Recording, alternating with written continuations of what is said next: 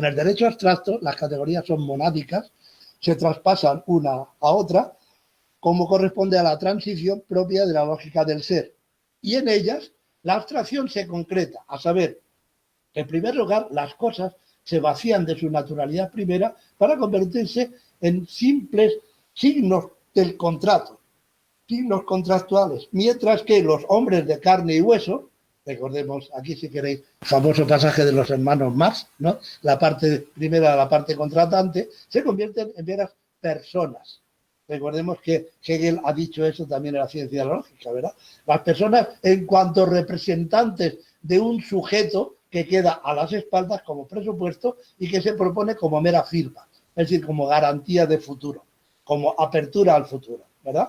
Así pues, hombres y cosas desaparecen en el derecho. No en vano es derecho abstracto. Pero desaparecen hasta cierto punto, puesto que la voluntad particular, que es en última instancia la que está detrás de aquel que firma, puede sentirse lesionada en sus derechos por la voluntad universal y, por lo tanto, romper el contrato. Sabemos que romper en alemán es el verbo brechen, empeñarse en esa ruptura es verbrechen, a saber, el crimen, que en español también discriminar significa romper, separar. De esta manera, el criminal, y aquí tenemos una de las primeras apariciones o reapariciones del Revenant, del fantasma que ha quedado reprimido, solamente si eres un criminal o te pones en el lugar potencial de un criminal posible, si todos nosotros nos vemos como criminales posibles e interiorizamos dentro de nosotros la culpa, recordad que la primera determinación de reflexión de la moralidad es el propósito y la culpa, si interiorizamos esa culpa a través del pago de la pena, solamente entonces podemos llegar a ser sujetos morales. Aquello que en Kant aparecía como de la nada, como un mero factum, ¿verdad? Ocurre, ¿qué le vamos a hacer? En Hegel está derivado justamente nada menos que de la posible criminalidad de la revuelta de la clase primera dentro de la naturaleza abstracta segunda, que es el derecho, ¿verdad? Lo mismo pasa en cuanto a la moralidad, cuyas categorías son diádicas, que basta con abrir el índice, que corresponden a la lógica de la esencia y por lo tanto al momento de la particularidad, en el cual acabamos en una doble extrema abstracción que en el fondo es uno y lo mismo, a saber absolutamente nada. Por una parte la certeza moral o la Gewissen, es decir, el esto ya lo sabía yo porque es lo establecido y lo que se debe hacer y ya está, y por otra parte el bien, pero el bien abstracto, toagazón, que en última instancia es un mero fantoche, podríamos decir. De ahí que también este hundimiento tanto del sujeto moral como del bien abstracto en general encuentra su primera concreción dentro de la verdadera metafísica o metaética, podríamos decir mejor, que es la Sittlichkeit, que podríamos traducir algo así como la cualidad racional que tienen las costumbres. Lo que hace la filosofía del derecho es buscar la racionalidad íncita en las propias costumbres, lo cual no está lejos, por otra parte, del interés kantiano. Kant también trabaja un poco así, lo que pasa es que Kant es un tramposo y un vago, ¿no? Porque lo que hace es coger simplemente el derecho civil, el Landrecht de Suárez, de Gottlob Suárez, y aplicarlo como principios metafísicos del derecho. Ya lo dan hecho, así que si queremos a alguien que sea el ideólogo y el justificante del Estado prusiano, hemos hecho muy mal apuntando a Hegel, hay que apuntar a Kant. Porque Kant dice, bueno, por una parte tenemos la ética, la metafísica sin más, pero por otra parte, cuando se concreta como principios, lo tenemos ahí ya. Es la Landrecht del Estado prusiano, ¿verdad? Bueno, dejando aparte esto, es obvio que la primera concreción en la que el bien por una parte y la certeza moral de estar a gusto dentro de una colectividad se muestra dentro de la familia. ¿Por qué? Porque la familia es de nuevo una subyugación de algo que Hegel teme. Otto, por cierto, cuando hace su semblanza en 1835, lo recalca una y otra vez porque le extraña. Otto es un romántico, ¿verdad? Y dice, es que Hegel no quería amar, no quería, es decir, tiene realmente miedo al amor. Claro, es el amor fu de la Lucinda, de Schlegel, ¿verdad? Es decir, es el desenfreno absoluto. Y por lo tanto, lo que hay que hacer es subyugar al amor mediante la regulación del matrimonio. Y el matrimonio, en última instancia, simplemente con que le quitemos la inicial, sabemos ya cuál es su verdad, a saber, el patrimonio. El matrimonio vale para que la herencia pase al mayorazgo y éste pueda entonces romper a la propia familia. La muerte de los padres es el hijo, dice cruelmente Hegel, ¿verdad? Así que aviso a navegantes, cuidado con nuestros propios hijos, ¿verdad?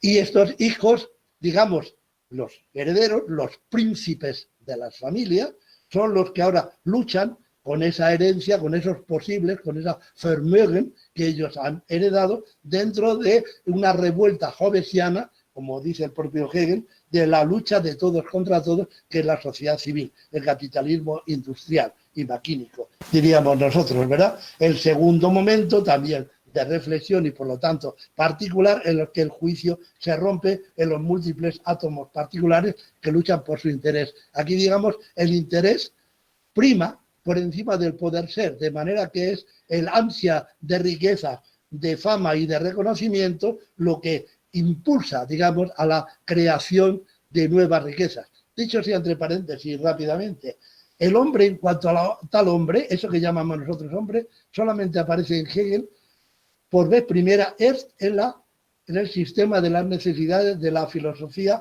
de la sociedad civil, de la sociedad burguesa. Ahí es el hombre en cuanto a hombre. ¿Por qué? Porque es un hombre en el sentido de que su humanidad está toda ella plegada a las disposiciones de la industria o de la tierra. Es decir, él es justamente aquello que muestra hacia afuera, porque si no sería mera voluntad. Así que es curioso, si nosotros queremos una concreción de lo que es el hombre en Hegel, tenemos que pensar en el homo economicus, ¿no? En el hombre de la sociedad civil o burguesa. Pero, de nuevo, esto acaba muy malamente, como sabemos. Esta lucha amenaza con destruir todo el sistema y, sin embargo, es el motor, la propulsión del propio sistema. ¿Cómo? Mediante la conversión de la costumbre en máquina. Si la costumbre antes era un mero hábito subjetivo, ahora el hábito objetivado es justamente la máquina. En la máquina nosotros somos absolutamente conscientes de lo que hacemos. Simplemente seguimos instrucciones. Yo ahora mismo estoy transmitiendo a través de Meet y vosotros escuchando, y yo al menos no tengo ni la menor idea de cómo se puede hacer esto.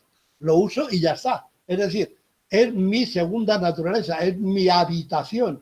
Ahora dicho, porque estamos habitando todos un mismo espacio, aunque sea un espacio virtual. Pero claro, esa máquina, como dice el propio Hegel, amenaza con hacer superfluo al hombre. Y por lo tanto es necesario que existan mecanismos de corrección que se inyectan en la propia sociedad civil, como es la administración de justicia, las corporaciones y la policía en el sentido de administración del Estado, administración general, digamos que intervengan dentro de la sociedad civil para establecer un mínimo orden, porque desde luego Hegel no cree en la invisible hand de los escoceses, ¿verdad? Del common sense. No hay tal mano invisible. Los mercados no se regulan entre sí, sino que se destruyen. Diríamos que Hegel ha descubierto o presentido de antemano el neoliberalismo contra el liberalismo clásico. Es necesaria la intervención del Estado, solamente que en un sentido que seguramente a Hegel no le gustaría, a favor de sectores de la propia sociedad civil, ¿verdad? Y no ciertamente del citoyen, del ciudadano del Estado. En la eticidad, por lo tanto, digamos, la sociedad civil como conversión del bien en bienes y como suelo sobre el cual se levanta el Estado, necesita de una estabilidad que lo dice su propio nombre. Estado, Staat, lo que está ha estado, y porque está él, está todo lo demás, que es la metamorfosis en espíritu de los extremos últimos de la naturaleza. A saber, dicho de una manera muy fea, pero muy expresiva, Blut und Boden, sangre, el parentesco, tierra, a saber, el suelo sobre el cual se elabora, digamos, esa segunda naturaleza a través de las instituciones sociopolíticas.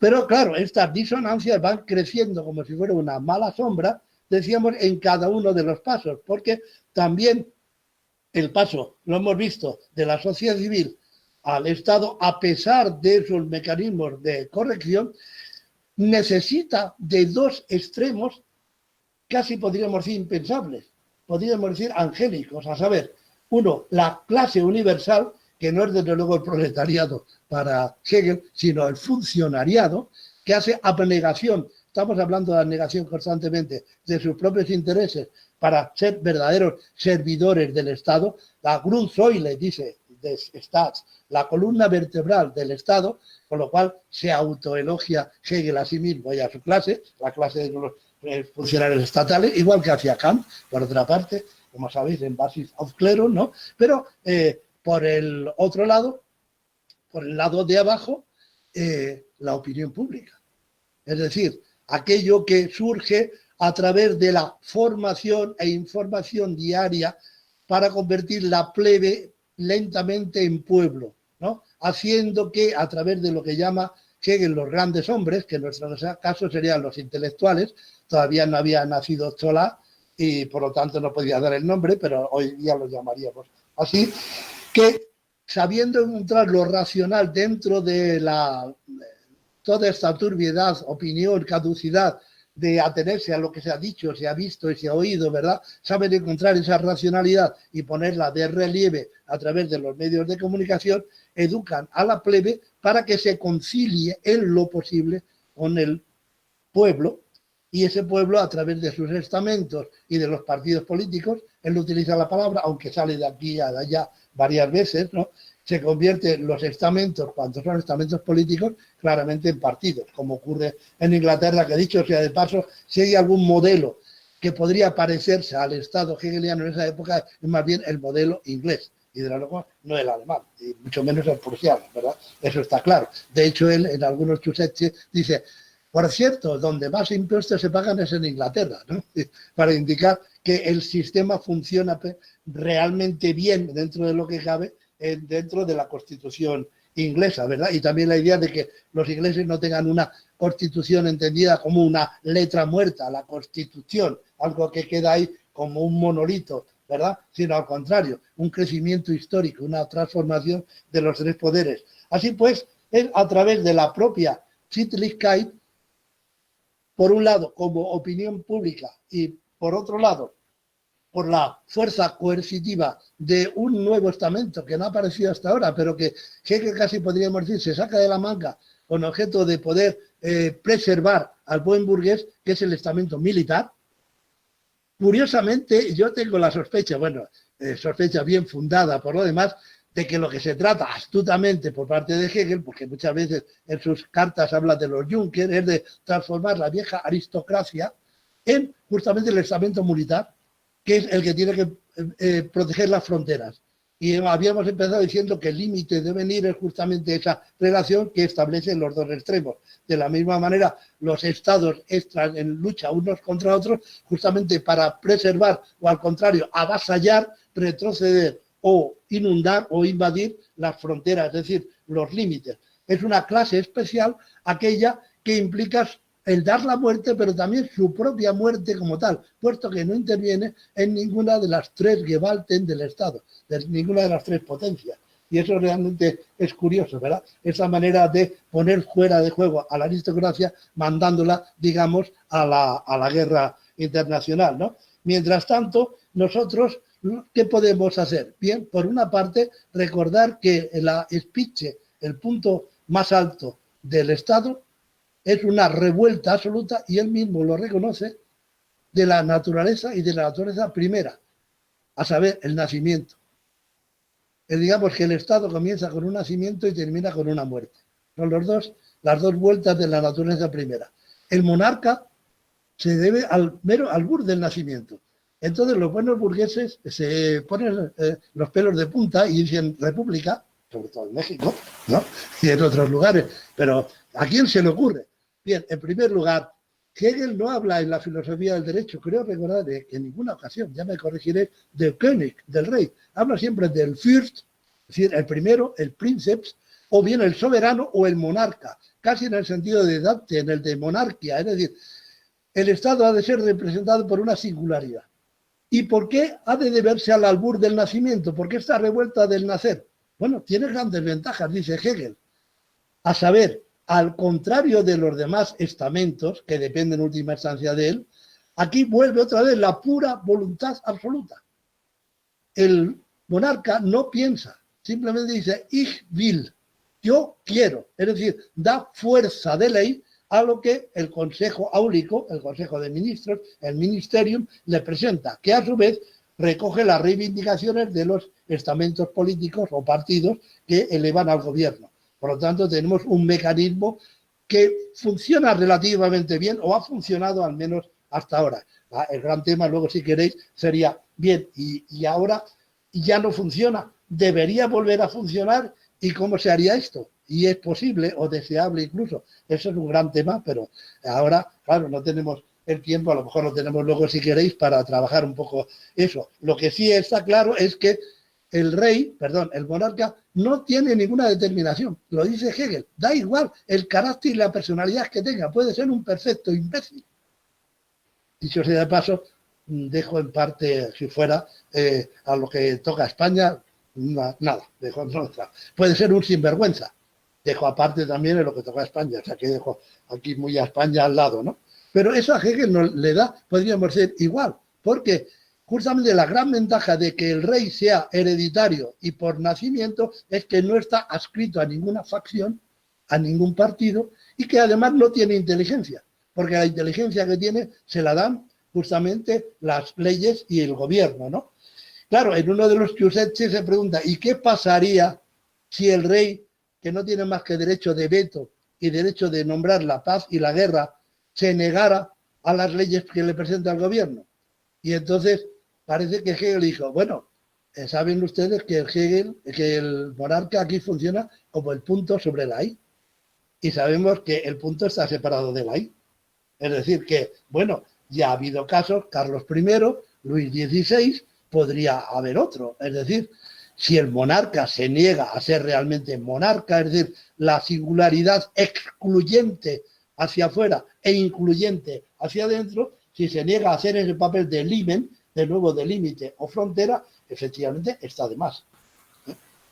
Podríamos aplicarlo, obviamente, al jefe del Estado. Da igual que sea el presidente de una república, pero para Hegel, el que sea justamente el nacimiento permite justamente ese hecho de ser pura voluntad, con lo que ello conlleva la posibilidad de que el hábito acabe por impedir justamente la conflictualidad y la libertad y creatividad que significa la creación de nuevas leyes según las nuevas necesidades presentadas por el legislativo. Eso puede darse y significaría que el Estado entonces es un Estado fallido. De la misma manera que, por ejemplo, en España, el hecho de la Constitución sea una Constitución con K y que todo el mundo se remita a lo que ha pasado hace 40 años, hace que estemos estancados justamente en la imposibilidad de seguir adelante. Porque tenemos Constitución, pero no Verfassung. Es decir, pero no un organismo viviente en el que los tres poderes se van, digamos, dándose unos a otros la palabra. Cada uno de los poderes es la totalidad en sí. Pero, digamos, justamente en este último paso, antes de llegar a la guerra de todos contra todos, tenemos que, efectivamente, por una parte, tenemos una especie de reelaboración de las necesidades naturales que hace que la plebe se convierta en pueblo gracias a la opinión pública, gracias a la prensa escrita, y Hegel alaba justamente esa libertad de prensa, aunque dice que es la manera inorgánica que da a conocer al pueblo lo que él realmente quiere, porque si no, no sabría qué es lo que quiere. Cosa que, bueno, nosotros todos los días notamos, por ejemplo, al ir a un café, ahora no porque estamos confinados, ¿no? Y escuchar las conversaciones suelen ser repeticiones de lo que se ha visto o oído en la radio, en la televisión o leído en un periódico. Por lo tanto, la formación de la opinión pública es la transformación lenta de la plebe en pueblo y, por lo tanto, postergar in indefinitum, si es posible, que existe una revolución que lleve a la anarquía. Aquí hay un punto de cinismo, obviamente, en el caso de Hegel, de la misma manera que el hecho de la pura voluntad del monarca, el otro lado, permite también que todo, en última instancia, descanse en el mecanismo del Estado. Él habla muchas veces de soberanía del Estado y soberanía del monarca como si fueran una y la misma cosa. El monarca en última instancia no es sino la singularidad liminar que, como hemos dicho, permite justamente establecer los límites del Estado y también las posibles transgresiones de esos límites a través de la guerra de todos contra todos, ¿no? ¿Qué es la crueldad de Hegel ya para terminar? Obviamente que no quiere la paz, y menos la paz perpetua, lo desecha, porque eso llevaría justamente a una habituación que sería una mera mortalidad. Y aquí recordamos aquella frase famosa de Henry Limes en El tercer hombre, donde encima de la noria, como sabéis, mirando a las personas debajo como hormigas en Viena, Orson Welles le dice a su amigo que, bueno, ¿qué han inventado los suizos? El reloj de cuco. Y bien, ¿qué es un reloj? Primero de cuco porque recuerda una naturaleza completamente disneylandizada, domesticada, ¿verdad? Pero por otra parte reloj, y sobre todo el reloj. ¿Y qué hace el reloj? Señalar cómo todos los minutos son iguales entre sí. Es decir, la habituación que en última instancia es completamente horizontal, plana y que llevaría a la muerte. Al contrario, como dice Hegel, los pueblos sin historia son pueblos sin tacha. Es decir, no hay nada que tachar en ellos y por lo tanto no son verdaderos pueblos, ¿no? De ahí la necesidad, como decíamos, de las disensiones. ¿Por qué? Porque si no sería imposible la creatividad que la libertad. Pero, digamos, son palabras de Hegel, esta harter unendliche Kampf gegen sich selbst, como dice, esta dura, infinita lucha del espíritu contra sí mismo. El espíritu se pone a sí mismo como enemigo, sus objetivaciones nunca son del todo apropiadas para el espíritu. Por una parte dispara la conflictualidad y también la historia, pero por otra parte se convierte en una historia literalmente interminable. Es decir, nunca habrá paz entre los pueblos. ¿Por qué? Porque la naturaleza primera, en última instancia, jamás será doblegada por la naturaleza segunda. Lo que podríamos llamar, con un término heideggeriano, si queremos, la Aufhebung, o la supuesta asunción, superación y conservación, se torna en una Verwendung, es decir, una retorsión que es un remonte. Aquello que se remonta lleva consigo mismo lo remontado y hasta ahora reprimido. Y por lo tanto, según vamos ascendiendo en la escala enciclopédica, digamos que lo estamos viendo, al final tenemos el nacimiento en la mera singularidad, puramente voluntad, y por otra parte la muerte colectiva de los individuos a través de la guerra y también la muerte de los propios estados, ¿no? En este punto casi podríamos decir, bien, ¿cuál es la alternativa? Y sobre todo, ¿qué pasa ahora?